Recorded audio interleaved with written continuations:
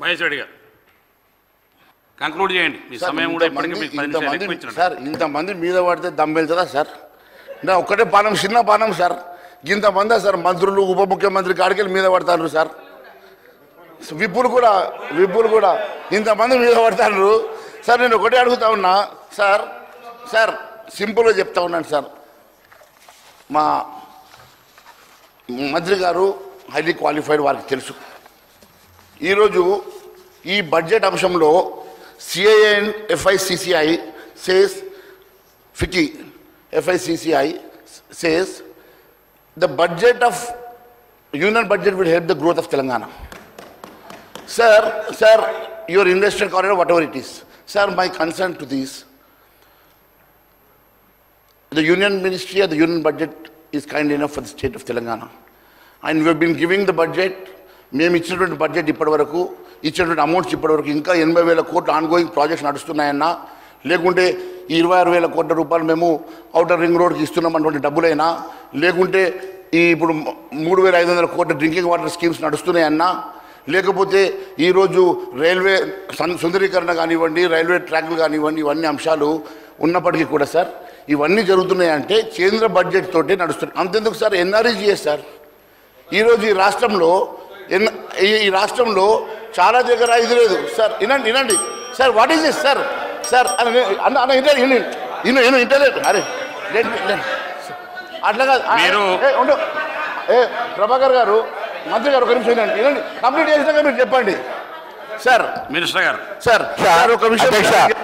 NRGS అనేటువంటిది కాంగ్రెస్ ప్రవేశపెట్టిన కార్యక్రమం. దేశవ్యాప్తంగా అన్ని రాష్ట్రాలకు ఇస్తారు. మీరే ప్రత్యేకించి తెలంగాణకు తెచ్చిన కొత్త రాష్ట్రం అని పొద్దుగా లేస్తే ఎలక్షన్లలో ఊరూరికి కూడా మేము ఉపాధి హామీ తెచ్చినాం. నువ్వేం తెచ్చేది? ఇది చట్టంలో ఉన్నది. దాన్ని కూడా మీరు చెప్పుకుంటే ఎట్లా? రూపాయి ఎలక్షన్లలో ఊరూరికి ఉపాధి హామీకి తెచ్చారని చెప్పుకున్నాం. ఏం తెచ్చారు? ఏం తెలంగాణకు తెచ్చారు చెప్పండి. అరే ఉపాధి హామీ నువ్వుగా దానికన్నా ముందు మేము కూడా ఇచ్చినాం కదా.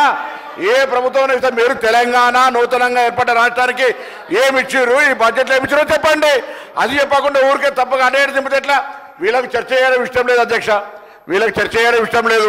తప్పు జరిగింది, ఎట్లా మేము సేవ్ చేసుకోవాలి ఫేస్లు అనే దాని కొరకు ఊరికే వితండవాదం చేస్తూ ఉండు. ఇంకో ప్రాజెక్టు గురించి మాట్లాడుతూ ఉండు, ఇంకొక అవినీతి గురించి మాట్లాడుతూ ఉండు. ఈరోజు మూసీ నది మాట్లాడంగానే అవినీతి కనబడుతుంది. ప్రధానమంత్రి గారు సబర్మతి కట్టంగానే అవినీతి కనబడుతుంది దాంట్లో. అరే దానికి సంబంధించి గంగా శుద్ధి చెప్తా ఉన్నారు, దానిలో కూడా అవినీతి కనబడుతుందా? మేము అడుగుతున్నాం ఇలా సబ్జెక్టు. ఓన్లీ తెలంగాణకు నిన్నటి బడ్జెట్లో అన్యాయం జరిగింది, దాన్ని మీరు అవునంటారా కాదంటారా? ఈరోజు అనేకంగా మధ్యలో ఉండి కూడా అనొచ్చు, మధ్యలో మాకు అటు కాదు ఇటు కాదని అనొచ్చు. మీరు ఏదైనా చెప్పండి స్టాండ్. తెలంగాణ ప్రజలు గమనిస్తూ ఉన్నారు.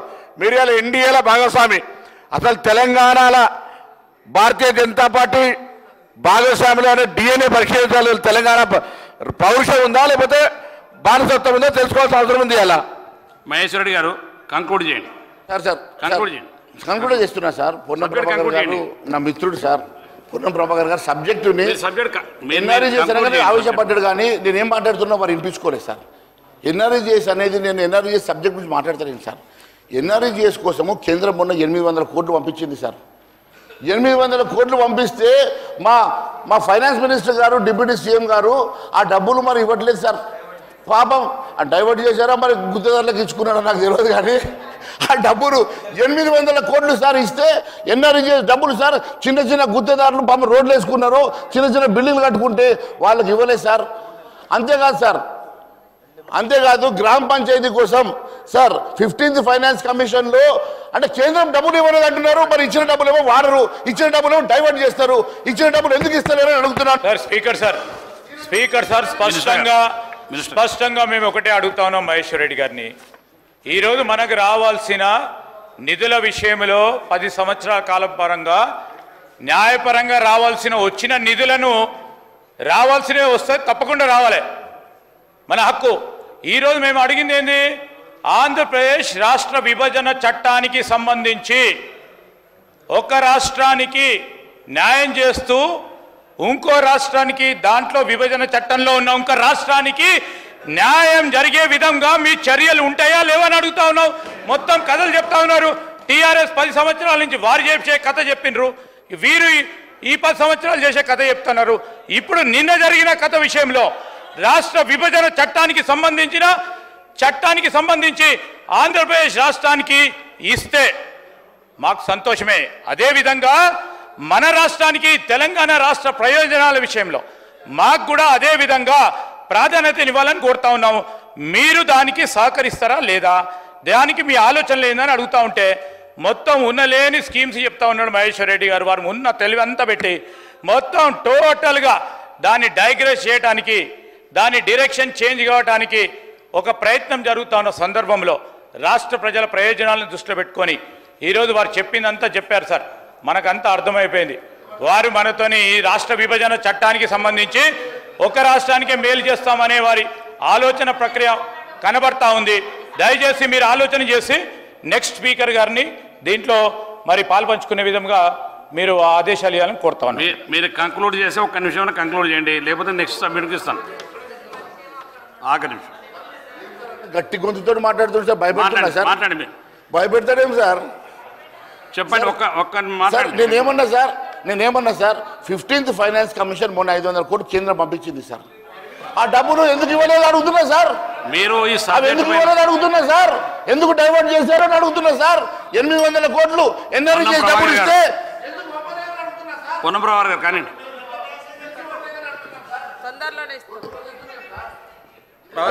కానీ అధ్యక్ష ఈరోజు కేంద్ర బడ్జెట్కు సంబంధించి తెలంగాణ రాష్ట్రానికి జరిగినటువంటి అన్యాయానికి సంబంధించిన దాని మీద చర్చ జరుగుతోంది అధ్యక్ష. ఆ చర్చలో కాంగ్రెస్ పార్టీ ప్రతిపాదించినట్టుగా ఈరోజు తెలంగాణకు న్యాయం జరగడానికి కొరకు గౌరవ సభ్యులందరూ సలహాలు తీసుకుంటా ఉన్నారు. తీర్మానం ప్రవేశపెట్టబడుతుంది. అధ్యక్ష ఈరోజు ఎందుకో నాకు అర్థం కాదు. ఒక్క నిమిషం మినిస్టర్ గారు, ఒక్క నిమిషం. మీరు థ్యాంక్ యూ మంత్రి గారు, మీరు కనీసం మాకు అవకాశం ఇప్పించారు. కంక్లూడ్ చేయండి. కంక్లూడ్ చేస్తారు. నేను ఏం లేదు సార్, సింపుల్గా ఒకటే అడుగుతున్నా సార్. ఇప్పుడు ఫైనాన్స్ మినిస్టర్ గారు కూడా మన 10 లక్షల కోట్ల రూపాయలు సార్, దాదాపు 3 కోట్ల ఇండ్ల కోసం కూడా ఇచ్చారు సార్. దాంట్లో భాగస్వాములు అవుతామని చెప్పేసి మీరు కూడా ఇందిరమ్మ ఇండ్లు పేరు పెట్టుకుంటామని అంటున్నారు. మరి అవి కూడా మరి కేంద్రం ఇచ్చే నిధులే, కేంద్రం ఇచ్చే శాంక్షన్సే సార్. ఇన్ని తీసుకుంటా కూడా ఇన్ని అడిగి తీసుకుంటారు సార్, మళ్ళీ ఏం ఇవ్వలేదు అంటారు సార్. అరే యాడిచ్చిందంటే మీరు తెచ్చుకున్నారు కదా సార్. ఇప్పుడు మరి వద్దా చెప్పండి, మరి వద్దంటే మీరు పార్టిసిపేట్ కాకండి. ఉత్త ఇందిరమ్మ ఇండ్లను పెట్టుకుంటారు కదా, మరి పార్టిసిపేట్ కాకండి. పార్టిసిపేట్ అవుతామంటారు, డబ్బులు కావాలంటారు, మళ్ళీ ఇట్లా మాట్లాడతారు సార్. అదే సార్ నేను చెప్పేది ఏంటి సార్, కేంద్రం నుంచి తీసుకోవాల్సిన డబ్బులన్నీ తీసుకుంటారు సార్. కేంద్రం నుంచి సొమ్ములన్నీ 1000 కోట్లు 1,00,000 కోట్లు తీసుకుంటారు సార్. మళ్ళీ మీదకి వెళ్ళి సార్ కేంద్రం మీద ఏదో ఒక బురద జల్లాలి. ఎందుకంటే ఈ రాష్ట్రం అంతా సార్, ఈ రాష్ట్రం అంతా కూడా మనం 8 సీట్లు మేము గెలిచిన తర్వాత అక్కుస వచ్చేసి ఏదో ఒక రకంగా మమ్మల్ని బదనాం చేయాలా, కేంద్రం మీద నెబ్బం పెట్టాలనే ఆలోచన మంచిది కాదు సార్. ఎందుకంటే సార్ ఫెడరల్ స్ఫూర్తి ఉండాలి సార్. మనం ఈ దేశం India is a democratic republic country where you have unitary and federal features. It's a quasi federal country sir. You have to understand. మన దగ్గర ఉన్నటువంటి మీరు ఒక మ్యాగ్నబిలిటీతో మా ఆలోచన చేయాల్సినటువంటి ముఖ్యమంత్రి గారు ఈ రకంగా ఈ రెజల్యూషన్ ఈ చర్చ పెట్టడమే మంచిది కాదు సార్. ఈ ఫెడరల్ స్టేట్స్లలో ఈ మంచి పద్ధతి కాదు సార్. ఇలాంటి చర్చలు పెట్టడం ఇది ప్రజాస్వామ్యంలో ఆరోగ్యవంతమైనటువంటి అంశం కాదు సార్. ఇంకా చాలా అంశాలు ఉన్నాయి కానీ మీరు మాట్లాడిస్తలేరు సార్. సింపుల్గా కంక్లూడ్ చేస్తారు సార్. అరే ఇప్పుడు అట్లా కాదన్నా, మంత్రి గారు బయటకు వెళ్ళిపోయారు, మంత్రి గారు మాట్లాడారు కదా, చెప్పారు కదా నేను సార్. ఈ మంత్రి గారు మీరు కంప్లీట్ చేయండి. చేస్తాను సార్. మీకు ఇచ్చిన సమయం గౌరవ రెవెన్యూ మంత్రి గారు సార్, గౌరవ రెవెన్యూ మంత్రి గారు కూడా సార్, గౌరవ రెవెన్యూ మంత్రి గారు కూడా ఇప్పుడు సడన్గా లేచారు. ఎందుకు లేచారు? నేనైతే వారిని ఏమనలే. నేనన్నా పార్టిసిపేట్ చేసి ఉండొచ్చు, పాప మనకు రాలేదు, టెండర్ల వరకు రాలేదని మాత్రమే అన్నా సార్. కాకపోతే వాళ్ళు కొడంగల్ దాంట్లో టెండర్ వేసి సార్, దాంట్లో వస్తుందేమో. పొన్నం ప్రభాకర్ గారు, మినిస్టర్ గారు కానీ పొన్నం ప్రభాకర్ గారు కూర్చోండి సార్. మళ్ళీ ఒక్కసారి అధ్యక్ష, మీకు ఎన్నిసార్లు అవకాశం అధ్యక్ష మీ ద్వారా మళ్ళొక్కటే అడుగుతా ఉన్నాం. ఇలా రాష్ట్ర ప్రభుత్వం తెలంగాణ ప్రయోజనాలకు సంబంధించి అధ్యక్ష మీరు చాలాసార్లు అవకాశం ఇచ్చినారు అధ్యక్ష. రాష్ట్ర ప్రయోజనాలకు అనుగుణంగా నిన్నటి కేంద్ర బడ్జెట్ లేదు. రాష్ట్రానికి న్యాయం జరగాలని మనం ప్రతిపాదిద్దాం. దీన్ని అవసరమైతే మహేశ్వర్ రెడ్డి గారి నాయకత్వం వచ్చి బీజేపీ పార్టీ కాబట్టి అఖిలపక్షం కాబట్టి ఢిల్లీకి తీసుకెళ్లి మన రాష్ట్ర ప్రయోజనాల కొరకు కాపాడుతారని ఆశిస్తా ఉన్నాం అనుకున్నాం. కానీ ఆ భాష మాట్లాడకుండా తెలంగాణ ప్రయోజనాలకు సంబంధించి ఒక అంశాన్ని కూడా ప్రస్తావించకుండా అనేకమైనటువంటి రాజకీయపరమైన అంశాలు మాట్లాడుతున్నారు అధ్యక్ష. ఈరోజు ఒకటే మాట అడుగుతా ఉన్నాం మహేశ్వర్ రెడ్డి గారిని కావచ్చు, భారతీయ జనతా పార్టీని. ఎందుకు తెలంగాణ అంటే అంత కక్ష? తెలంగాణ రాష్ట్రానికి ఒకవేళ ఆనాడు ఏర్పాటయ్యే దశలో కూడా సుష్మా స్వరాజ్ గారికి ఒక మద్దతు ఇవ్వకపోయింటే బేసిక్ గా భారతీయ జనతా పార్టీ తెలంగాణకు వ్యతిరేకంగా ఉంది. ఈ రోజు నేను ఊరికేనే మాట్లాడతలేదు అధ్యక్ష.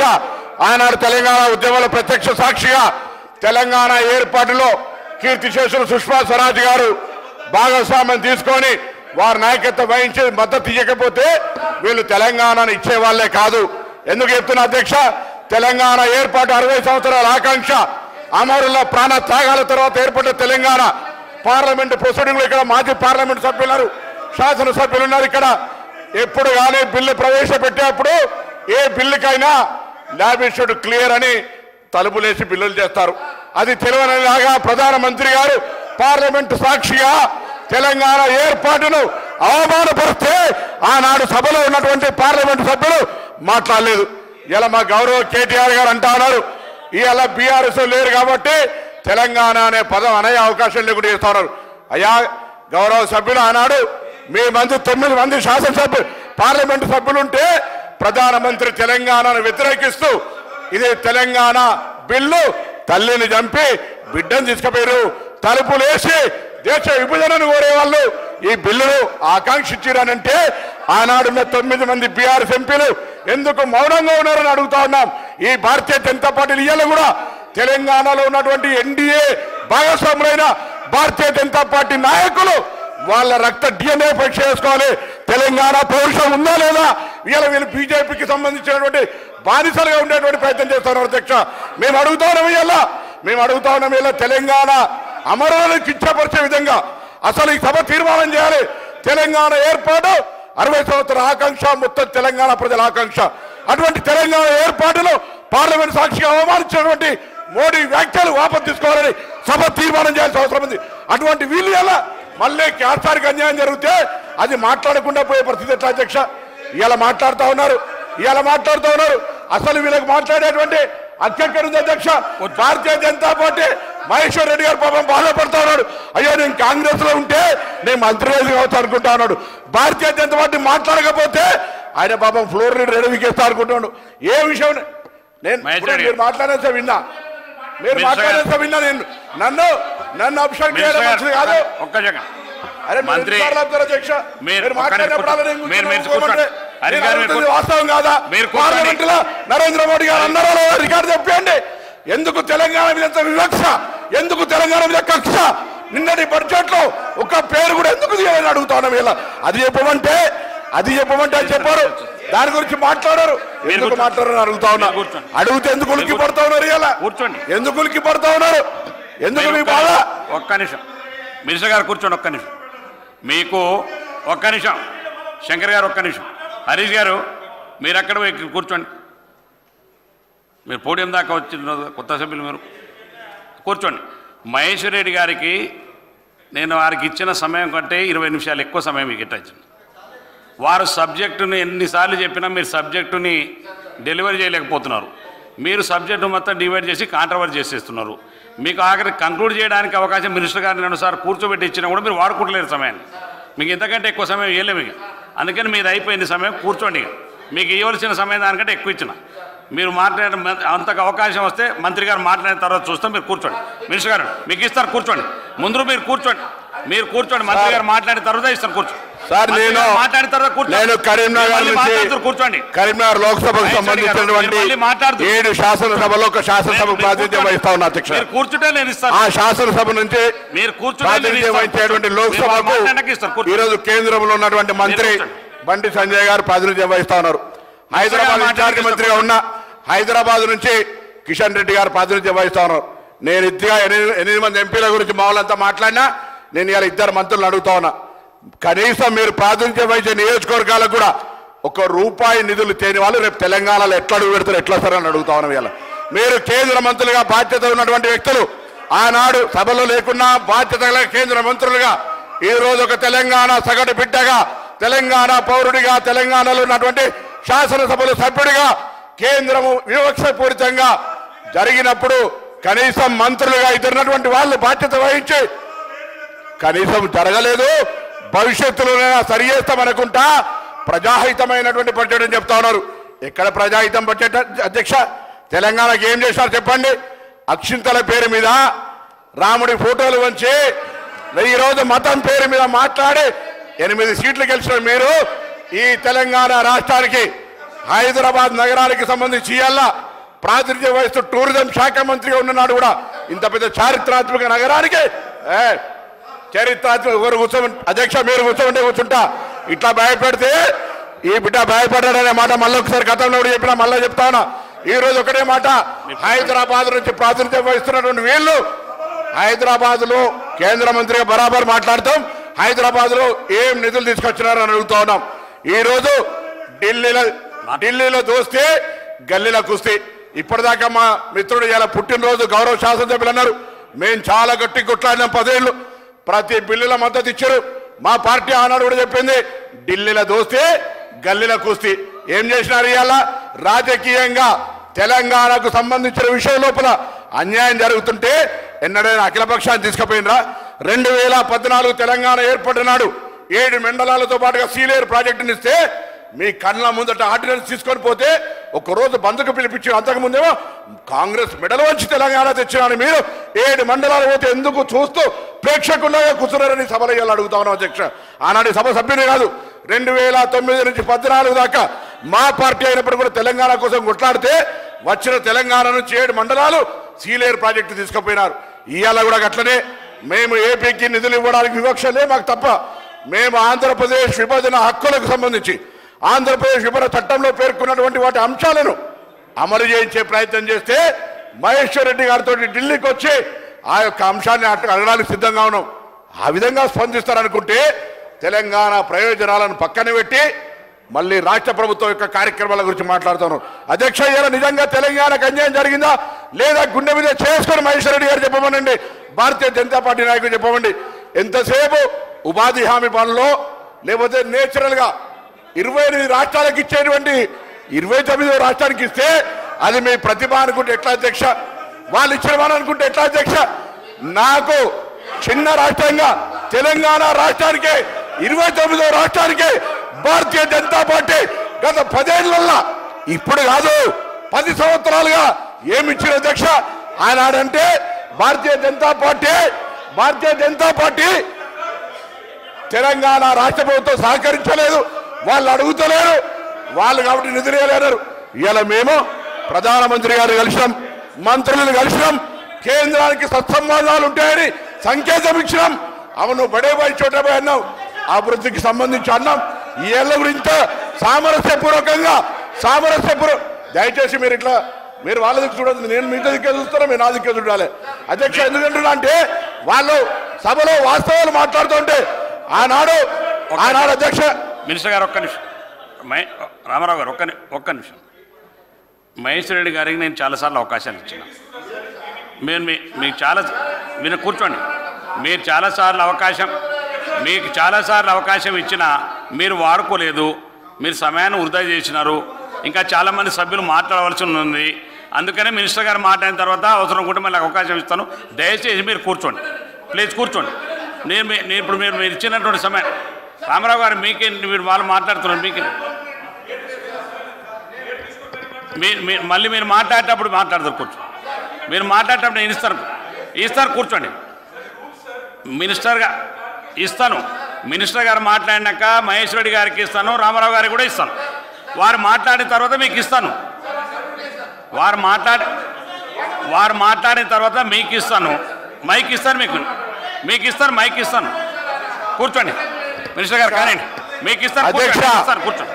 నిన్న బడ్జెట్ ప్రవేశపెట్టినటువంటి నిర్మలా సీతారామన్ గారు గత కొద్ది సంవత్సరాల క్రితం నిజామాబాద్కి వచ్చి రేషన్ షాప్ దగ్గర ప్రధానమంత్రి ఫోటో లేదని అడిగింది. అయ్యా, అటువంటి ఆర్థిక శాఖ మంత్రి, తెలుగులో మాట్లాడగలిగేటువంటి బిడ్డ ఈరోజు మన ఆడబిడ్డగా భావించుకుంటాం. అటువంటి ఆమె కూడా తెలంగాణ పదవి ఊసెత్తడానికి తెలంగాణ నిధులు ఇవ్వకపోతే అడగద్దా అధ్యక్ష? బరాబర్ అడుగుతాం. ఇవాళ వికసిత్ భారత్ పేరు మీద సబ్కే సాత్ సబ్కా వికాస్ అన్న భారతీయ జనతా పార్టీ నూతనంగా ఏర్పడే తెలంగాణ రాష్ట్రాన్ని గత 10 సంవత్సరాలుగా వివక్షపూరితంగా చూస్తా ఉంది. ఒక్క రూపాయి ఇస్తలేదు. ఇలా మీద గొంతెత్తుకున్నా తెలంగాణ పట్ల వివక్షపూరితంగా మాట్లాడి తెలంగాణ ఏర్పాటును, తెలంగాణ అమరవీరులను అవమానపరిచిన మీకు తెలంగాణలో ఈరోజు మతం పేరు చెప్పుకొని గెలిచి అదే బలం అనుకుంటే 100 సీట్ల డిపాజిట్ రావాలి. వీళ్ళు ఎలా కాంగ్రెస్ పార్టీని విమర్శ చేస్తా ఉన్నారు.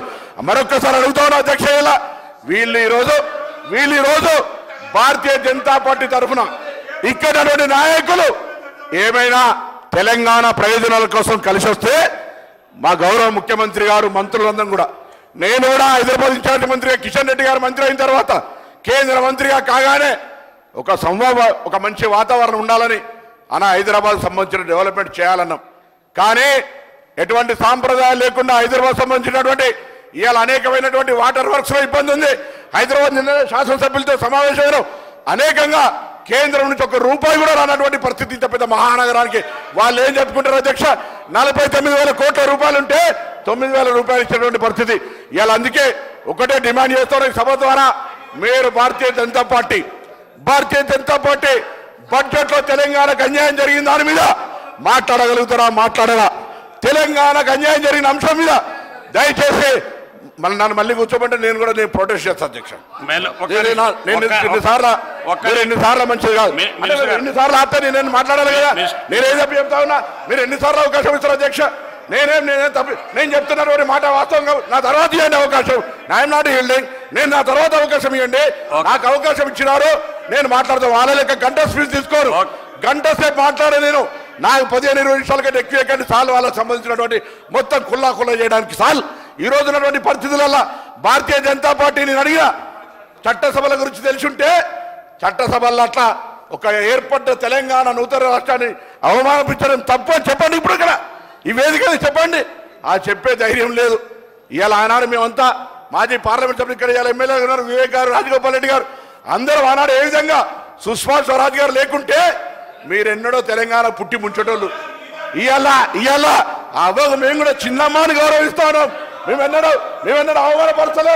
సుష్మా స్వరాజ్ గారికి మా నాయకురాలు సోనియా గాంధీతో పాటుగా చిన్నమ్మ అనే అవకాశం ఇస్తా ఉన్నాం. కానీ మీరేమో తెలంగాణకు ఏర్పడ్డటువంటి ఈ 29 రాష్ట్రానికి చిన్న చూపు చూస్తా ఉన్నారు.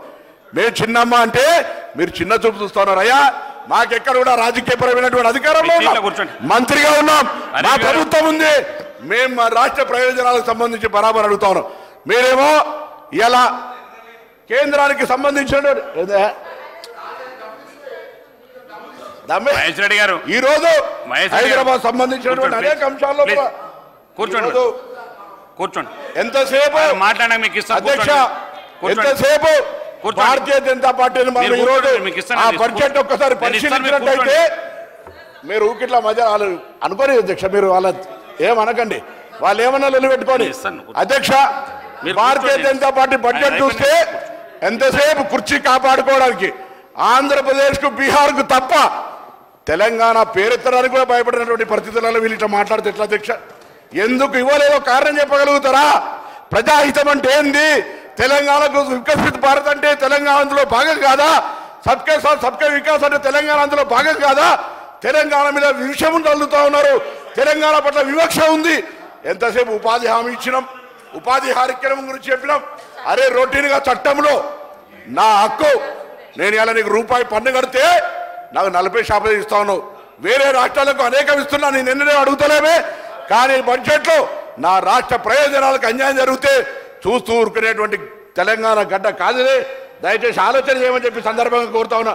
ఆ రోజు చెప్తా ఉన్నారు హరీష్ రావు గారు, ఇలా మన మిత్రులు మాట్లాడుతూ ఆనాడు తెలంగాణ పదము అనడానికి నిషేధం అన్నటువంటి వాళ్ళు ఉండ్రి, చాలామంది చాలా రకాలు ఉండ్రి. కానీ ఆఖరికి ఆర్టికల్ 3 ద్వారా కాంగ్రెస్ పార్టీ ఇస్తేనే తెలంగాణ రాష్ట్ర పేరు ఎప్పుడైన విషయాన్ని దయచేసి గౌరవ సభ్యులు మర్చిపోతారని సందర్భంగా కోరుతాను. ఆనాడు మేము తెలంగాణ పార్టీ సొంత కాంగ్రెస్ లో ఉండి కూడా తెలంగాణ ఏర్పాటు పట్ల మేము ఏ విధంగా మాట్లాడేమో ఇవాళ మీరు భారతీయ జనతా పార్టీకి సంబంధించి ఏ విధంగా మీరు సర్ది చెప్పుకుంటారో చెప్పాలని సందర్భంగా కోరుతాను.